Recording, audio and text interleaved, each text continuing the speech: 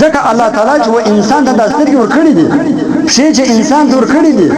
غوږونه چې انسان ته ورکړي دي، دماغ چې انسان ته ورکړي دي، دا ټول الله تعالی په ورځ د قیامت باندې بیا غواړي، دا امانت دی.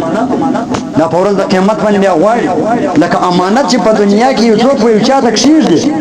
بیا چې کله وخت د هغه سپورت کېدو د سپارلو د امانت راشي، هغه د خپل امانت په مکمل توګه باندې غواړي، محفوظ یې غواړي. دغه رقم الله تعالی په ورځ د قیامت باندې چې موږ ته کومې اعضا راکول شوي دي، د هرې عضو به الله تعالی د هغه څخه پوښتنه کوي،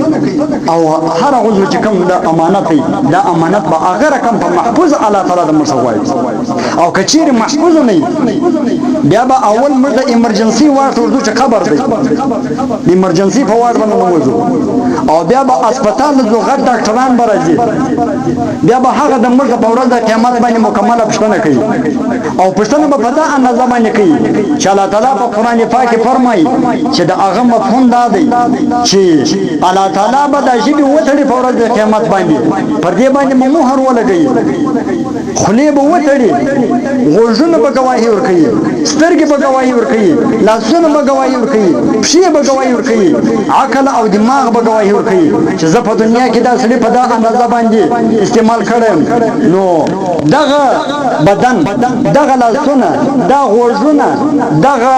سترګې چې نن موږ یوه کاڼۍ و دې لاس ته نه نږدې کوئ، دا لاس په اور باندې نه څڅېږي، پر موږ باندې ګران دی، لیکن دغه لاس په ورځ د قیامت پر موږ باندې چیش کوي، ګواهي به ادا کوي. د انصاف ورځ ده، هر څه به لیکل شوي، ستا مخ ته به پراته وي، دا ګواهي به ورکوي. دا ګواهي به پر کومه طریقه باندې دا خپل اعضا به پر موږ باندې هلته ګواهي، غلطه ګواهي ورکوي چې دا نن پر موږ باندې ګران لاسونه، ګرانې پښې، ګرانې سترګې، ګران غوږونه، بلکې الله تعالی چې د غوږو کې د اورېدلو قدرت یې ښی دی، الله تعالی چې په دې سترګو کې د لیدلو قدرت یې ښی دی، الله تعالی چې په دې ژبه کې د وینا قدرت یې ښی دی، الله تعالی چې په دې لاس او پښو کې د حرکت قدرت یې ښی دی. دې پوښتنه تاسو نه کوي چې دا ستا په سترګه کې ولې دید شته، دا ستا په غوږو کې اورېدل ولې شته، دا ستا په لاسو پښو کې د حرکت ولې شته. د حرکت پوښتنه الله تعالی نه کوي، نه د اورېدو او د لیدلو دې پوښتنه الله تعالی نه کوي، نه د دې سوال جواب کیږي. هغه دا وایي چې ما په دې کې قدرت د کتل د لیدلو یې ښی وو،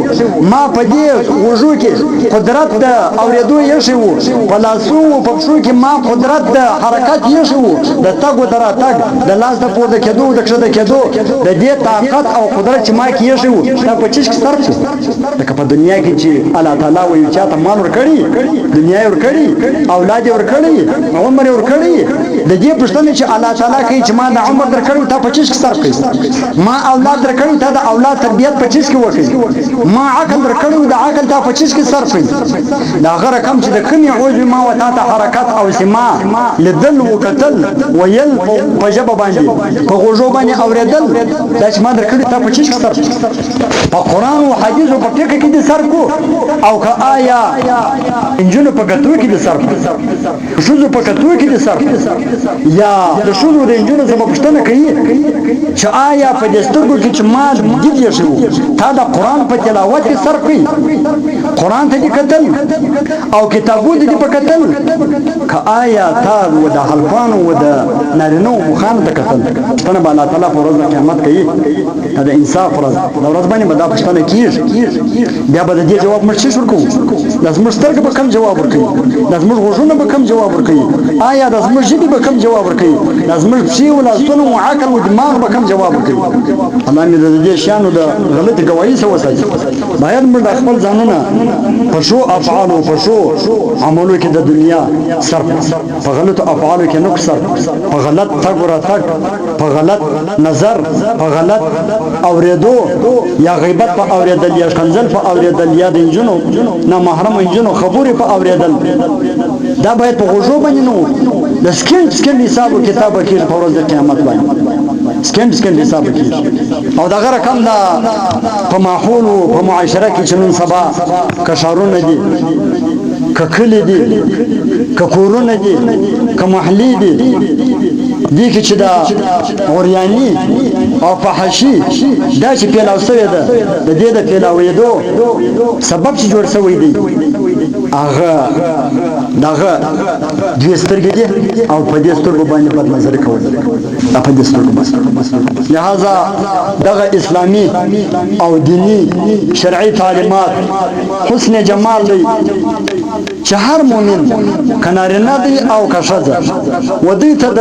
خپل نظرو د کښته کېدو حکم ورکول شوی دی چې خپل نظرونه کښته وساتئ نظرونه بلا مه ساتئ پورته مه ګورئ حتی چې دا یو اصولي خبره ده قانوني خبره ده چې هر قسم بد دا په ابتدا کې باید انسان ختم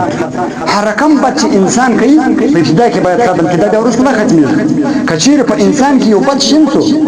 هغه ښځې یو دعا کوي وایي خدایه تر نظر مې بد بښ کړی که چیرې یو چا تر نظر بد ښه رالو بیا به پر دې باندې د علماو د ښو خلکو سره چش وایي دلایل به پر وایي پر دې بدو اعمالو پر بدو افعالو باندې به دلایل ورسره وایي او دا عامه تجربه او مشاهده ده نو سبا د هر سړي چې کوم خلک کوم څوک د خپل نظرونه په خپل قابو کې نه ساتي نو د شهوت پرستی